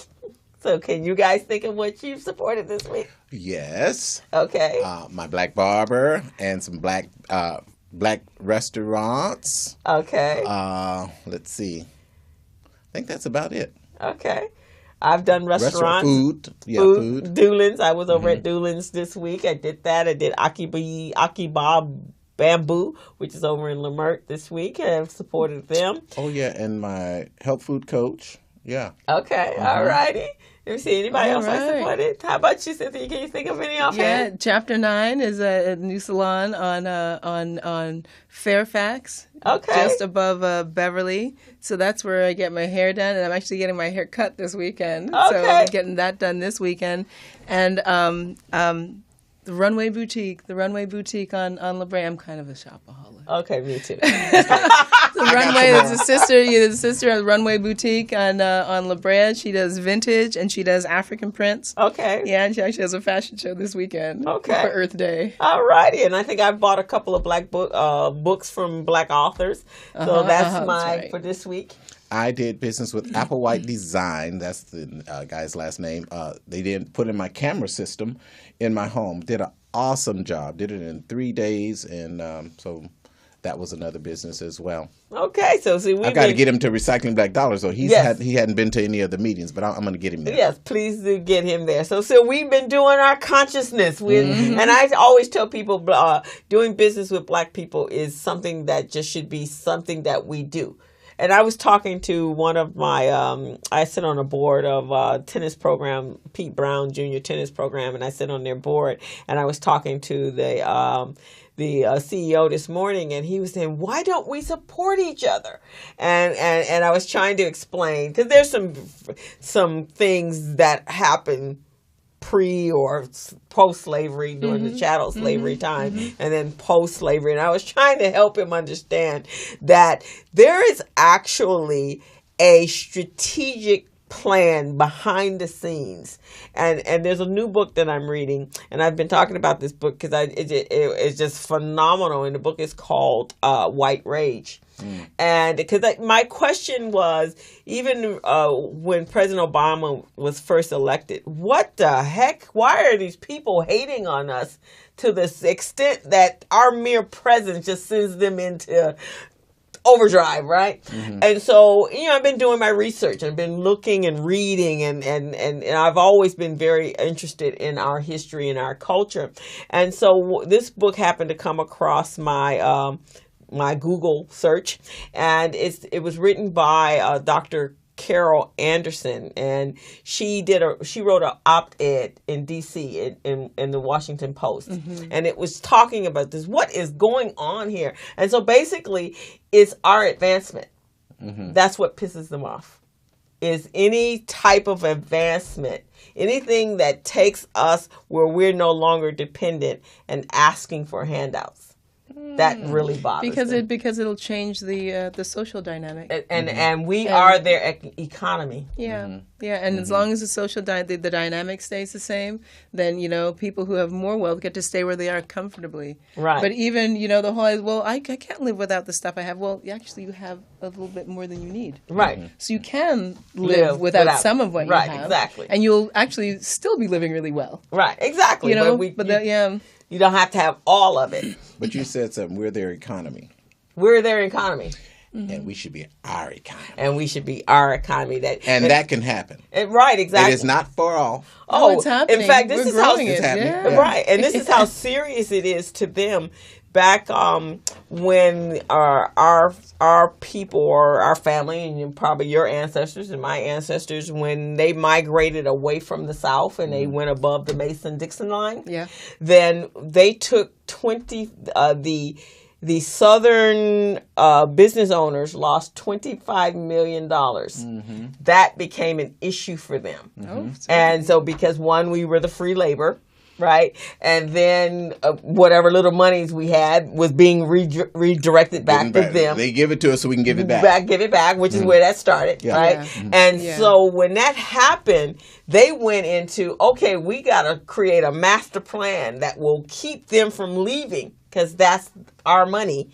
So anytime we look like we're going to come together and collaborate, i.e. the Black Wall Street or New York, they had a black community there, Allensworth in Northern California. Anytime we get to that place, that's why they just yank you back, because we're their economy. That used to be why they yank us back. Yeah, well now it's a new season. It's a brand new day. Right, and so we're going to have to take the stand and not go back. That's how they do it. No, they used to. Right. But as of this moment, right, and change is happening. And you mentioned, you own a lot of boards, by the way, girl. My goodness, you own a heck of a lot of boards. That's why my business is word of mouth. That's it. Now, what kind of business do you do? Tell me what you do. I am a financial strategist, and as well as I'm a business coach, and that kind of encompasses everything to do with business. So you're a small business owner, I will come in and kind of do a forensics on how strong is your financial structure of your business, because that's the bottom line. And do people want to tell you the truth all the time, or do they kind of skate around that? Well, it's kind of interesting. When you're a bookkeeper, they don't have to tell you. They don't have to tell me anything. I already know just by looking at their books. But I also can take that information that I'm seeing, your spending habits, how you're redistributing your money back into your business, how you distribute that over to your home, how do you create and we were talking about this during the break, if you're a sole proprietor or have your own business, you no longer have the luxury of a 401k. So you have to create your own investment retirement plans, right? So meeting with other financial advisors so that they can give you a plan on how to allocate your monies so that you can plan for now and for the future. And then you as a business owner, if you've been in business, let's say and it starts, startups, I work with startups on how to create that business. And now I tell my clients, I don't want you to create a business that's small. We're thinking business big. We're creating a business and developing a business that somebody will want to buy from you. Yes. Right? And so you can't hang on to it. If somebody comes to you, you have a technology or a service or some sort of intellectual proprietary product or service, you're building it so you will attract someone to come purchase it from you. So what does that mean? So we got to make sure you're tracking all your monies coming in your business and how it's going out of your business. We're looking at forecasting, how do we create a 15% increase every year in your business? If you're a startup business, how do we determine when you're ready and can afford to have employees? But what do we do to get to that place? There's some opportunities and there's some on-the-job training programs that they will pay for you to have employees while you're building your business and creating and increasing your revenues so that you can now consistently pay for their hiring an employee at a decent wage so that they can raise their families, and as well as the workers' comp and all of the insurances that go along with having that. And then your marketing budget, because for me, marketing and financials go hand in hand. If you don't have a marketing plan for your business, you have nothing to financially plan because there's no money coming in, right? And being more proactive about it. So that's what I do for a living. So, Crystal, as you say that, and I've been in business 30 years, but as you say that, we need to talk. Yeah, because you should be at a place to go to that next level. Right, because you know, I'm I'm getting ready to retire when I reach 50. Okay. Yeah. I would like to retire soon, or should I say refire, not retire. But, Okay, refires. Yes. Well, go after that passion. I call Exactly, that. I yeah. don't call that retirement. I call that the second act. That's So, it. That's it. What's And that's your exactly second act? the second act. The second act. Right. So as I pursue my acting career, I want to do something different with my business. But you said a number of things that was very important, because as a business owner, you're working in the business, you're working on the business. But now, am I keeping account of everything that's going in and going out? Heck no. I'm running a business. It's a family business. But as you're saying that, and I know that I'm not alone in this thing. Oh, There's no, other of course you're businesses not. out there that, you know, they doing their taxes and they're doing what they're supposed to do. But that accounting Yes. is so important. And I need to, because that's what I was calling you about when I told you I was calling to- the urban legal Yeah, for me. looking for you. They, Crystal don't work here. Anyway, but what I was saying, I was calling because I need to get, even though I'm making money, I need to show it properly. Right. Exactly. And I think that's key in a lot of businesses, and that kind of holds us back. And that's why I actually do people do they kind of skim over that? Do they tell you the truth on that? Because sometimes, we try to show the best part of the business, but we need to show everything so that we can prepare, because I don't want to be in this thing till I'm 90. Right. Exactly. I still want the business to go, but I want to, have somebody else take it over. Take it over, right? Because Right. and that's what we have to talk about, is being able to create succession businesses, because and building your business so someone can come to purchase it. Yeah, right. and that was the key.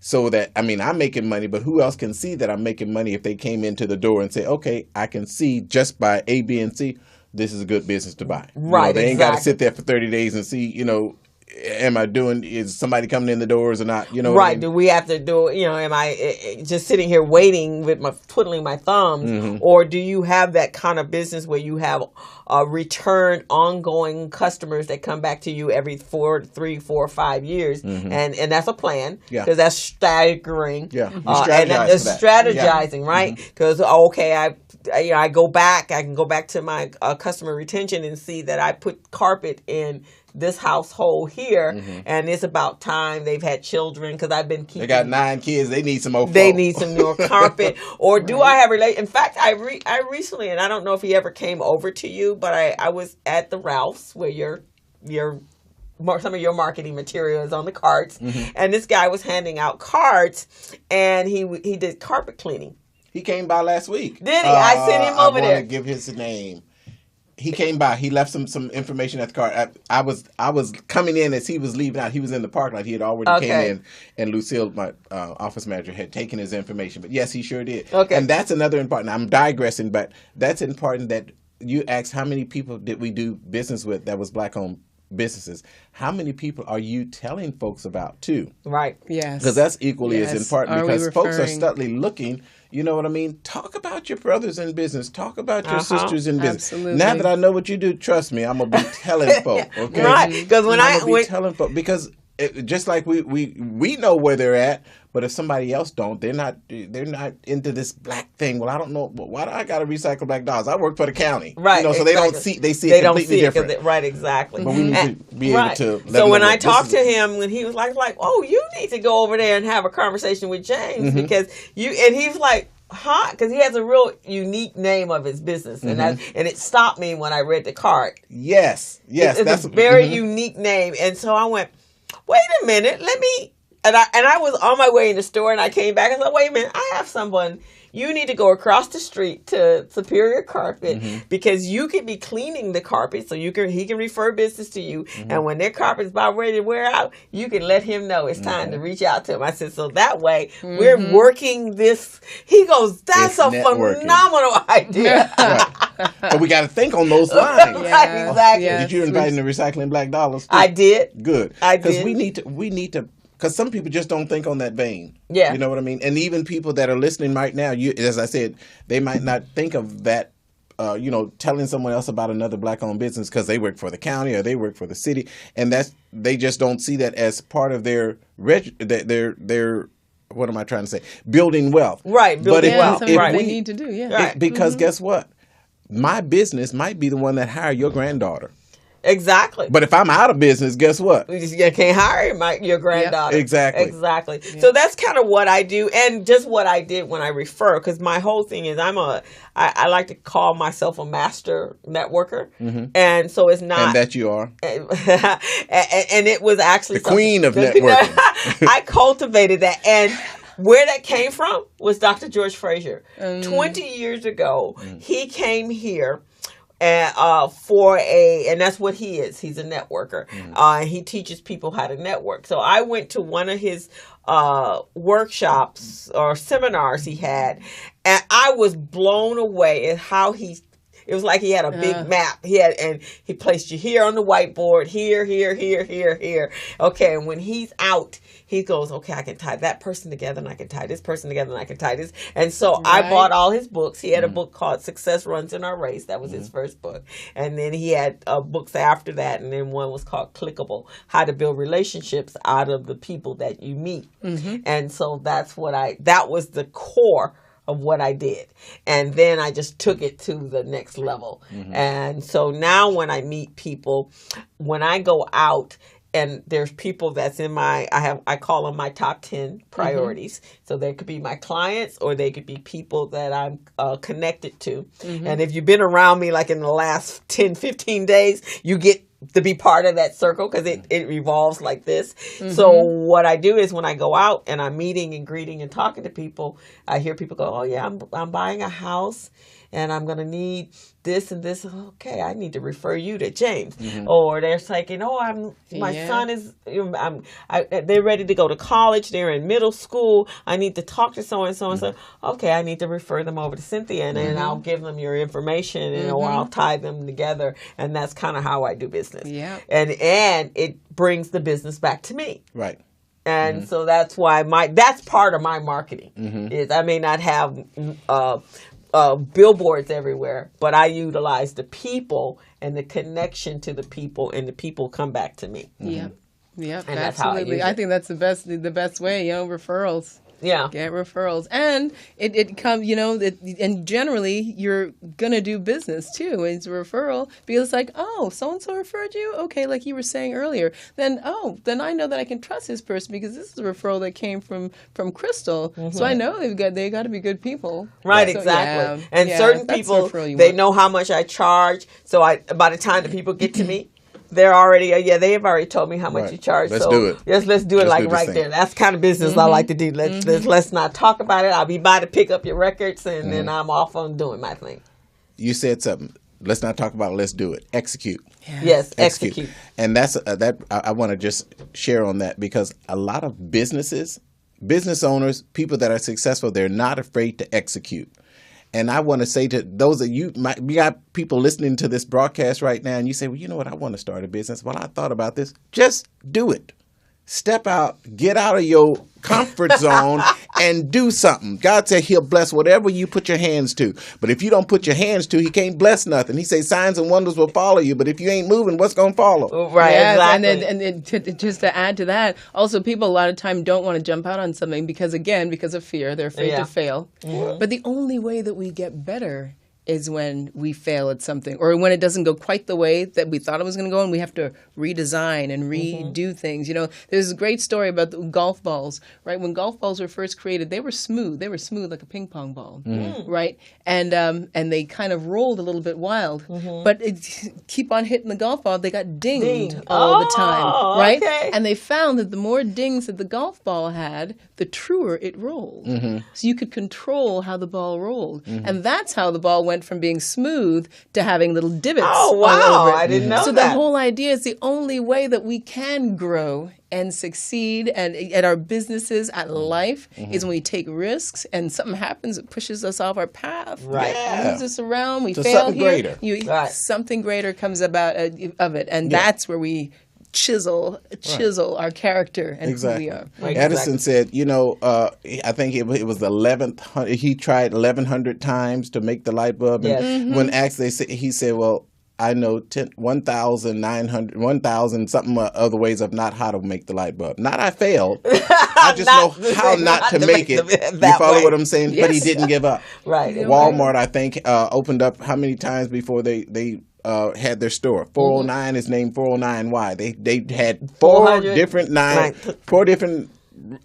different reasons before they got to where they was going. Right, Yeah. exactly. Different names. Yeah, And the movie The Help. That girl tried to sell her, but she was giving away her books at the airport. Nobody wanted them. Or even the author of Chicken Soup for the Soul. Yes. Yeah, I think he did, 126 times for someone finally said, yeah, I will produce your book. Yep. But, and it's kind of interesting that sometimes this happens without me even knowing the background. Most of the time when I bring my guests on, there's synergy between them, right? I actually look for that. But sometimes it happens where... Because you the queen of network. So sometimes it happens without me even putting the energy. Like the both of you are in the we're actors. You were actress, and you are an actor at the present moment, but you're still in the arts, right? Yes. Yeah, So it's still part of my life. it's right, exactly. So much part of your life. So with that, the one thing that would make you two very successful at what you do is, one, you constantly are redesigning who you are because you're doing a part, right? So you're redeveloping and changing your character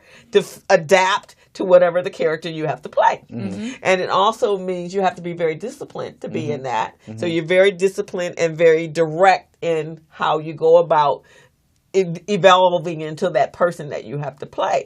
But the other side of that is the pitfalls that go along with acting. It doesn't always take. You don't always get the big parts. And actors and actresses or people in the arts, your ego gets smashed regularly. Right? Am I right? Oh, am I crying over here? So you've learned, in the insurance industry, you have to learn how to take that no and turn it into a yes, right? Exactly. The same thing with what you're doing, because that's what you do in the arts. You have to be resilient. You have to be resilient. You have to be able to keep returning back. Exactly. For the because it's a numbers game. It's bound to happen. Right, It might not happen the first time, the second time, the 99th time, but it's bound to happen because folks is doing business. Yep. They're acting. They're buying insurance. They're buying floor covering. They're doing accounting. They're doing it all over the world. So if I give up, guess what? I just won't be a part of that numbers game. Right. But if I keep at it, you will keep at it doing. it's going to happen. If there's anyone out there that's listening, if you want to call in and get involved in the conversation we're having, you can call us at 323-293-3375. And you can also watch us at morrismedialive.com.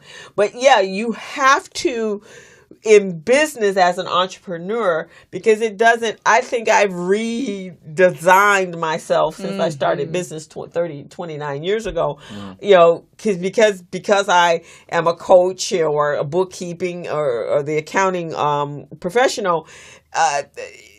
Every time there's something that goes on environmental or there's a recession, it changes how people do business. Yes. I actually started out as a financial planner. Oh, right on. And I left when the S&Ls failed in the 80s or late 80s. And then that's when I decided, okay, I need to make money a different kind of way. So I went and started developing different skill sets. Right. And so now whenever there's a change in the business world or the marketplace or the environment, then I have a different skill that I can back up and then I can fall upon. So I kind of fell into the coaching. It was really part of how I did my accounting, because when I come to you to work on your books, I don't just do them and leave. I teach you what I'm doing and why I'm doing what I'm doing. So that in the event we got to talk. You understand why you need to do this. Yes. Not that here's your books, here's your P&L, take it to the bank. No, let's talk about why that happened. And then and because I'm a business coach, then I can look at, okay, where is it you want to go? Now when I sit down with new clients, I said, so where is it you want your business to grow? So are you looking, if you've been in business 5 years, okay, I want to hire employees. Okay, well, let's look at your pattern for the last 5 years, how your business, how much money you've made. And let's look at your expenses, and let's look at how much your profit margins have been at the end of each year. And then let's look at and target a date when you can start to hire your employees. And this is what it's going to cost you to do that. So now you're not guessing at it. You know exactly. And now, how much business or how much money do you need to make in order to make that happen a year from now. And that's why your business is so important, because sometimes people don't have a vision. Yes. And if you don't have a vision of where you're going, I'm in business. Well, what's your goal? I'm in business. Right. I'm in business. People gonna come in and buy what I'm selling. Right, but that's where that goes back to scripture. Without a vision, the people perish. Yes. Without a vision, the business won't happen, because they don't know how to. They don't. If should I be going in this direction? Should I be going left, right? They don't know where to target their energies, their resources, their time, or where to get educated, and so they end up kind of.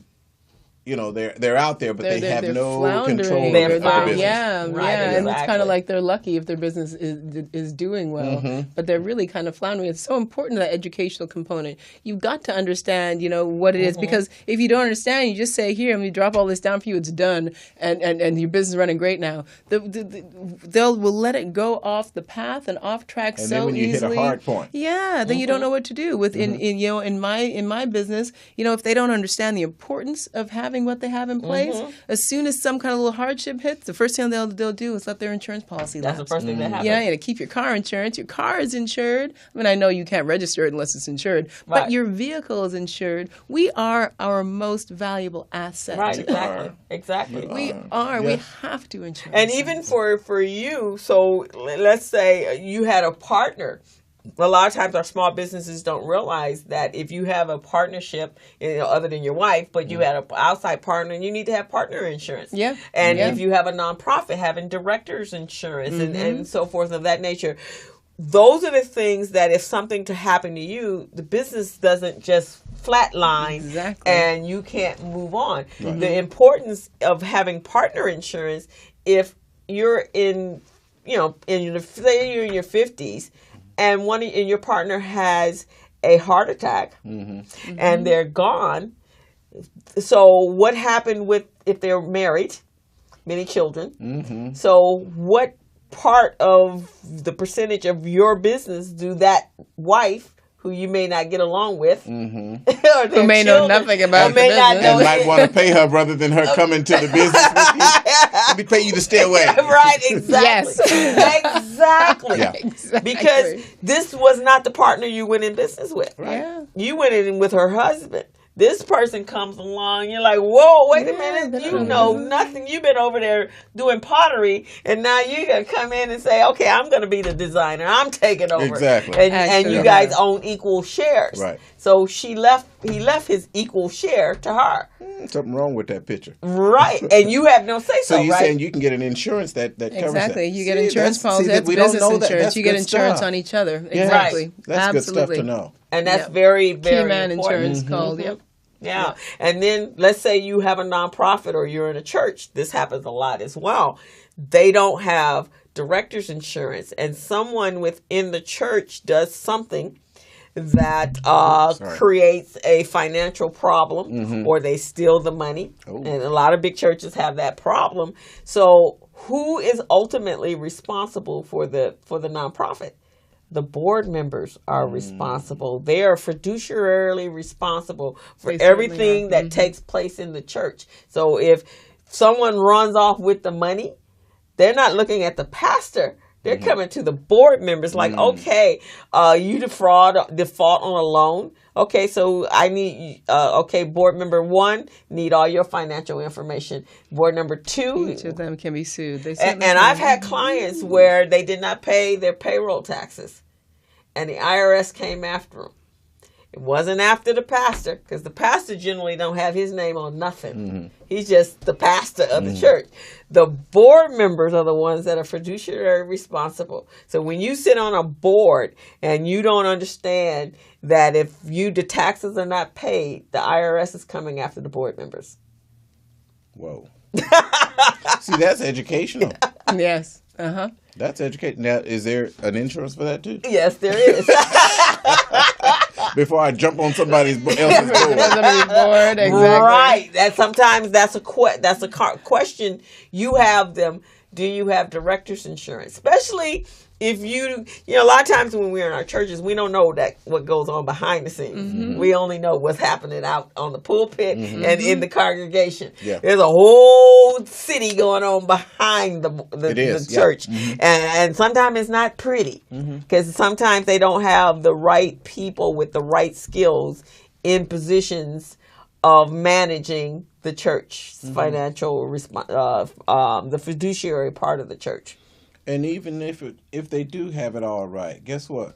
In a hospital, it ain't all pretty. It ain't all pretty in You know any what I mean? environment. They got it all together. They got the best of doctors. They got all this happening. But when blood get on the flow, Right, exactly. it ain't pretty. Right. Yeah. So insurance is more than just the life insurance policy. Yeah, And it is. and working toward it. It governs everything that's happening in your life because there's some drastic things that could take place in your business. Yeah. That could be a problem. And then that brings us to the succession. So, but before I get to the succession, James, and we got about 10 minutes. Wow, that was fast. But the succession is, look at Norman Limousine, died without a will. Yeah. Oh, yes. Yeah. And or businesses that have to shut down because there's no succession plan. You didn't work 30 years in your business. You have all these amazing clients. And they don't know, you don't know, or they don't know what you're going to do with your business if you're ready to leave it. And that's the one thing that I said I need to talk to you about, because guess what? We talked about passing on of wealth. I've done great in my business. I've been in business 30 years, but I don't want to spend the rest of my life in that business behind, you know what I mean, Right. within the building. So what happens then? Because if I don't make a move, then guess what? I really can't pass on the wealth that Superior Carpet has done. Right. Exactly. Superior Carpet and Yes. Design Center. Okay. Exactly. No. But in And- essence, if I don't pass on that wealth, then all that I've worked for is gone. It's all for naught. Exactly. And You that's worked where hard. we as a people miss it.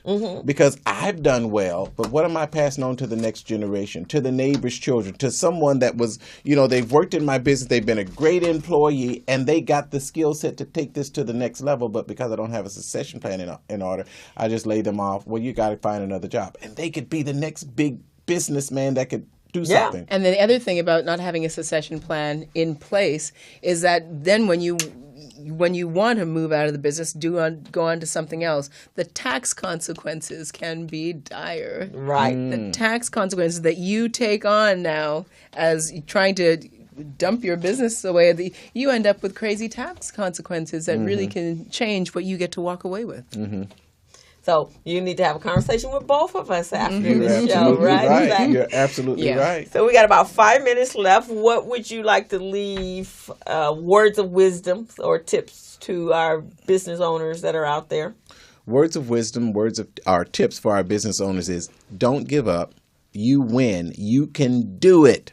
And words of wisdom to those that are listening. They say, man, I want to start a business, but I just don't know what to do. Take the first step. Do something. Get a business license. Get education. Go get some form of education. Now, I'm not a college person. I'm done college, but I ain't got nan degree. I didn't done acting, blueprint reading, but all that tied into the business. Your business, right. So I'm saying that step out. Take a risk. Don't be afraid. Ask God to be with you and then move according to his leadership. And then for your acting, you're going to be in a play when? It's June. I don't even have the date. It's June 20th, 21st, I think. Do you have a professional Facebook page that they can I follow? do. James Jacobs. I'm on YouTube. Well, my YouTube page is kind of long. James Jacobs Actors Reel 2009. But on Facebook, it's just James Jacobs. Okay, so you can reach him that way. And Miss Cynthia, any words of wisdom you want to pass on? Yeah, what I want to pass on is the idea that it all starts with the individual. It starts with you.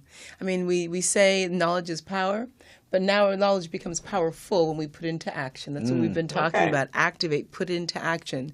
And the ways that we can do that is by taking the bull by the horns, creating a financial plan, right? Making it specific, creating it. Understand the living benefits of what you can do with life insurance. A lot of people say it's just, final expenses. And it's good to have a final expenses plan in place, but there are other plans where you can have some living benefits, right? And then the third thing is become a creator of wealth in the community. You know, really allow the community to grow. I mean, when we all grow, then we all grow. Yeah, exactly. We all right? grow. So become a creator of wealth in the community. Fantastic. Well, very great words of wisdom to our listeners.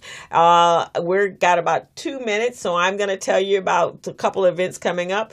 The Black Writers on Tour. I am going to be speaking there on April 29th at 10:30. I'm going to be talking about what we talked about today on creating a financial strategy for your business and developing an accounting system and systems within your business.